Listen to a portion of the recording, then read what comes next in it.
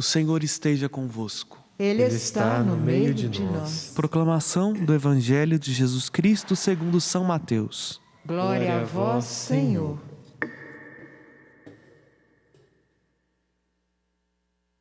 Naquele tempo, Jesus viu um homem chamado Mateus sentado na coleteria de impostos e disse-lhe: segue-me.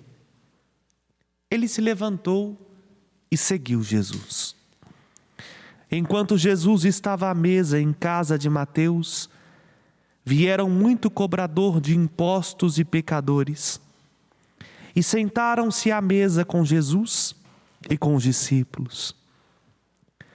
Alguns fariseus viram isso e perguntaram aos discípulos: por que vosso mestre come com os cobradores de impostos e pecadores?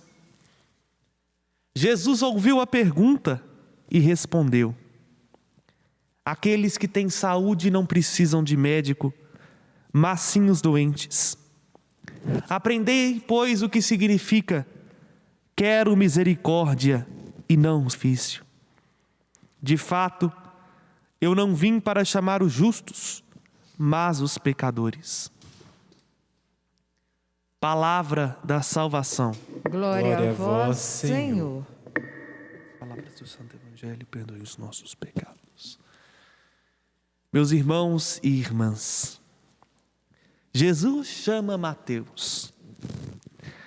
Se a gente for olhar para Mateus, nós poderíamos dizer assim: aos olhos da lei judaica e seguindo os critérios humanos, jamais Mateus poderia fazer parte do grupo daqueles que tinham por missão anunciar a vontade de Deus. Veja, era imposto, era cobrador de imposto, pecador público.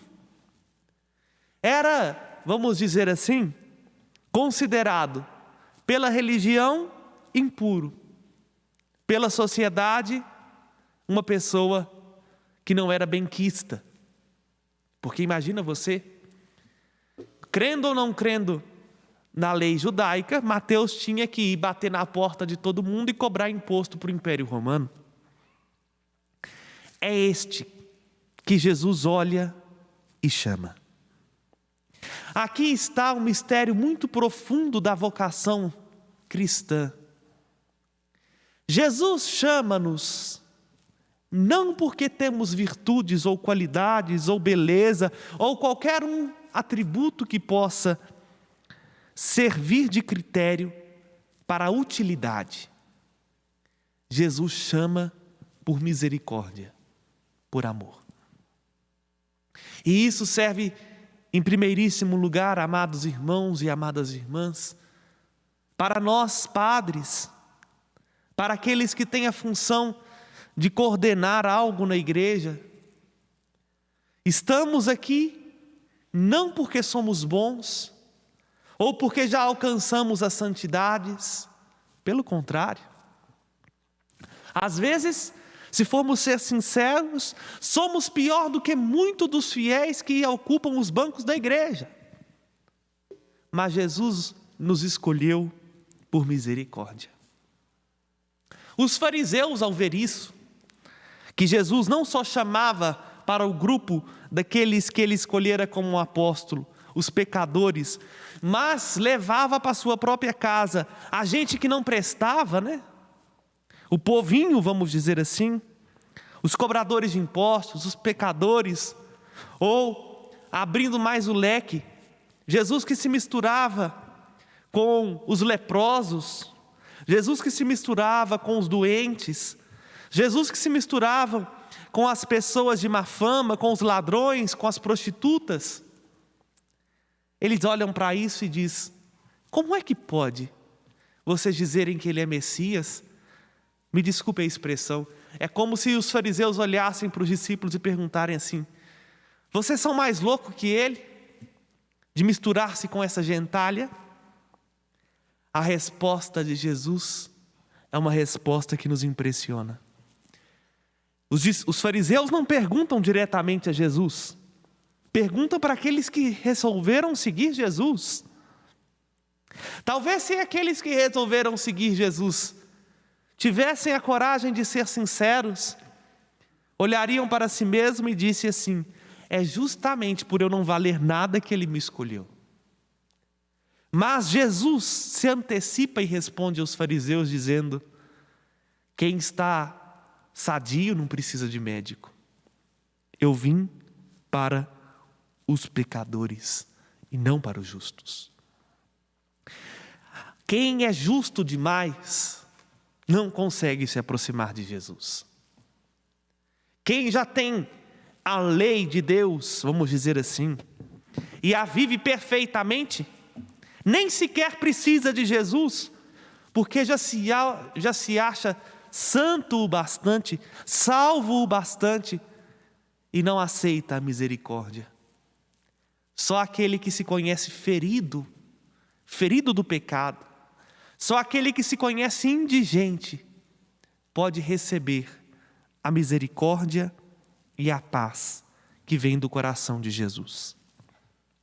Ao mesmo tempo que é muito bonito e profundo e consolador saber que Jesus nos escolhe, independente de como estamos e das feridas que trazemos, é um compromisso que nós, igreja, precisamos ter conosco, de acolher no nosso meio aqueles que precisam de recobrar a saúde espiritual.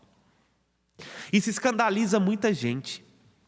Tem gente que diz assim: eu não vou na igreja não, lá só tem fofoqueiro, mentiroso, hipócrita, adúltero, traidor.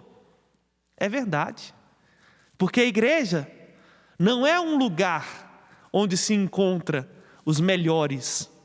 Aqui é o lugar onde se encontram os piores, porque são os piores que estão à mesa com Jesus.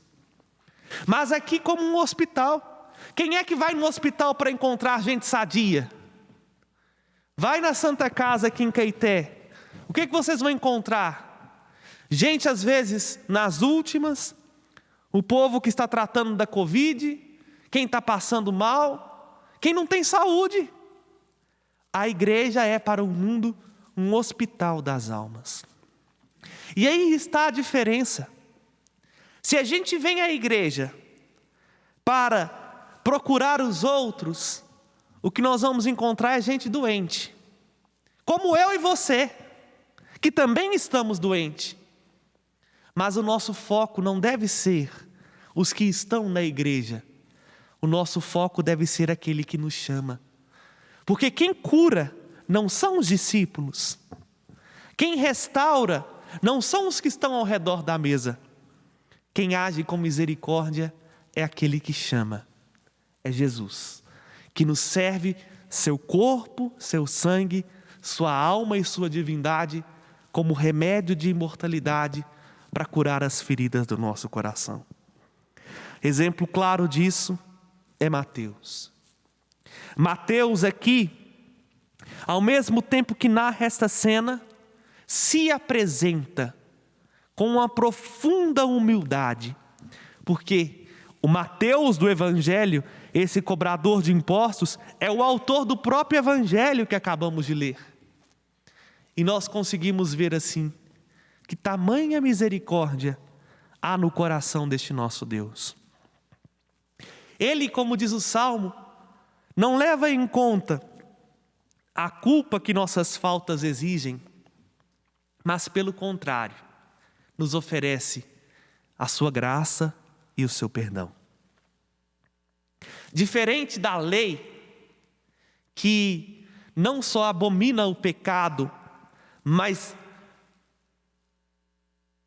rechaça o pecador, condena o pecador, Jesus vai muito mais do que a lei. Rechaça sim o pecado, exclui o pecado, mas acolhe o pecador e o perdoa de sua falta, para que, experimentando esta misericórdia e não o sacrifício, aqueles que se sentem perdoados por Ele possam fazer essa mesma experiência de Mateus, viver uma vida em comunhão com o céu. não são os sacrifícios que agradam a Deus, é a misericórdia. Não é uma vida, vamos assim dizer, totalmente gastada em sacrifícios que às vezes não levam nada ao lugar nenhum, a não ser uma mortificação física, que trará para o nosso coração a salvação e a paz.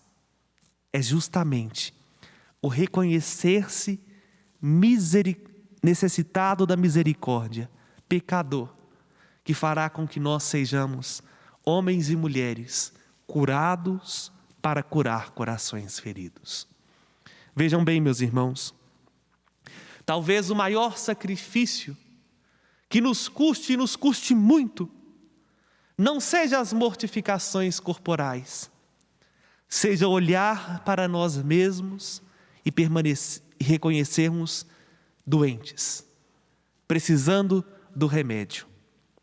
Quanto nos custa, e eu falo isso sendo padre, pelo menos mensalmente fazendo essa experiência, de chegar aos pés do sacerdote e falar: Padre, pequei, fiz isso,